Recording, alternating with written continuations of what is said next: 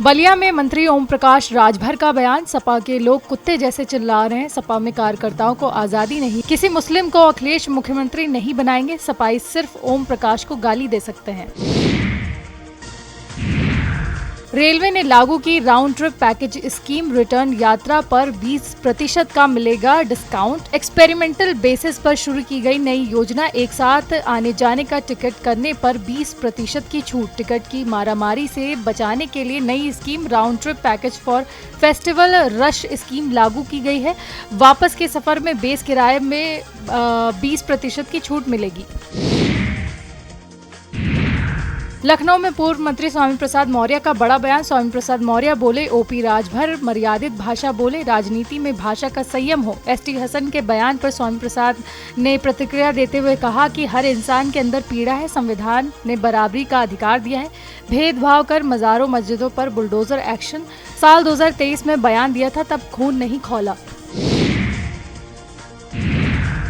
दिल्ली में ऑपरेशन सिंदूर पर वायुसेना प्रमुख का बड़ा बयान, एपी सिंह ने कहा मुदिर के बहावलपुर एयरबेस तबाह हुआ है, ऑपरेशन सिंदूर से पाक को भारी नुकसान पहुंचा है, हमारे एयर डिफेंस सिस्टम ने शानदार काम किया, पाकिस्तान के 5 जेट मार गिराए थे, पाकिस्तान के आतंकी ठिकाने तबाह कर दिए गए थे।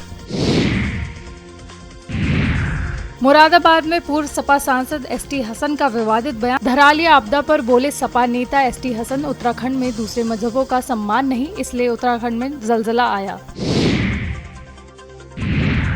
बलिया में मंत्री ओम प्रकाश राजभर का बयान, ओपी राजभर ने कहा परिवहन मंत्री दयाशंकर सिंह का लिया पक्ष, अगर उनके क्षेत्र में कोई उद्घाटन होता है तो अधिकारी को उनको बताना चाहिए था। दयाशंकर नेता है, मिनिस्टर है, उनकी दिल्ली तक पहुंच है।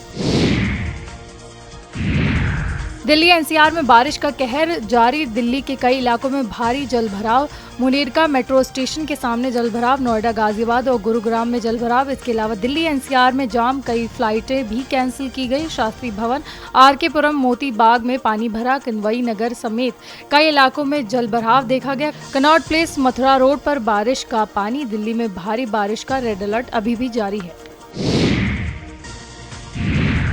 लखनऊ में हमले वाले मामले में पूर्व मंत्री स्वामी प्रसाद मौर्य का फिर से बयान, स्वामी प्रसाद मौर्य ने कहा घटना के पीछे भाजपा के नेता अपराधी खुद को करनी सेना का बता रहे थे, पैसों के लालच में ऐसी घटना करते हैं, इन्हें सहायता राशि देने की बात कही गई है, इन लड़कों की डोर किसी और के पास है, सहायता राशि देने वाले भाजपा के समर्थक हैं, मेरे कार्यकर्ता नहीं होते तो पता नहीं क्या होता, ये हिंदू नहीं छिछोरे हैं, अपराधी लड़के हैं।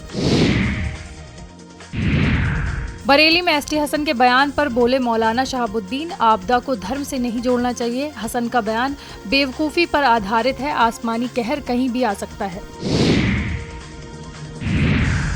लखनऊ में एसटी हसन के बयान पर बोले राकेश त्रिपाठी, बीजेपी प्रवक्ता राकेश त्रिपाठी ने एसटी हसन पर हमला बोला, प्राकृतिक आपदा को मजहब खांचे में बांटना शर्मनाक है, प्राकृतिक आपदाएं मानवता के लिए दुखदायी है, ये बयान जख्मों पर नमक और मिर्च लगाने जैसा है।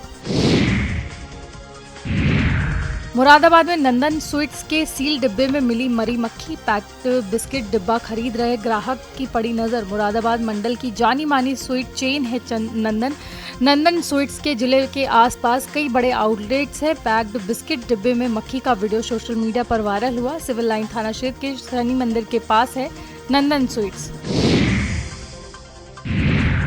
उत्तरकाशी के धराली में नेपाल के एक गांव के 35 लोग गुम हो गए हैं। 5 दिनों से घर वालों को नहीं मिल रही कोई जानकारी। इसी तरह बचने के बाद एक युवक ने घर में दी सूचना। नेपाली लोग परिजनों को सैलाब का शिकार मान चुके हैं। अपनों के शवों को ढूंढने के लिए गंगननी पहुंचे नेपाली। गंगननी के आगे जाने का रास्ता फिलहाल बंद है।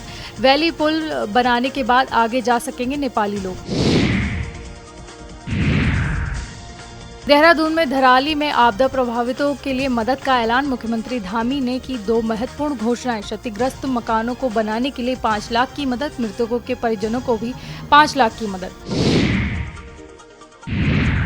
हरदोई में छत पर चढ़कर युवक का हाई वोल्टेज ड्रामा, बिल्डिंग से नीचे कूदने का वीडियो आया सामने। निजी अस्पताल की 2 मंजिला बिल्डिंग पर चढ़ा था युवक, अंदर से दरवाजा बंद कर कई घंटे किया हंगामा देखकर भारी संख्या में इकट्ठा हुए लोग मौके पर पहुंची पुलिस की मौजूदगी में कूद गया। पुलिस युवक को पकड़कर कर रही पूछताछ। बिल्डिंग मालिक ने कहा चोरी के इरादे से युवक पहुंचा था। कछौनी कोतवाली के रसो चौराहे का मामला। एसआईआर के मुद्दे पर सांसद मनोज झा ने कहा, तेजस्वी यादव ने लिखित में जवाब दिया है। अब 2 एपिक कार्ड के सैकड़ों उदाहरण आ गए हैं। चुनाव आयोग को पहले से चुनाव आयुक्तों को देखना चाहिए था, उसके बाद फैसला लें, वरना बांग्लादेश के चुनाव आयोग की जो हालत हुई थी उसी दिशा में चीजें जा रही हैं।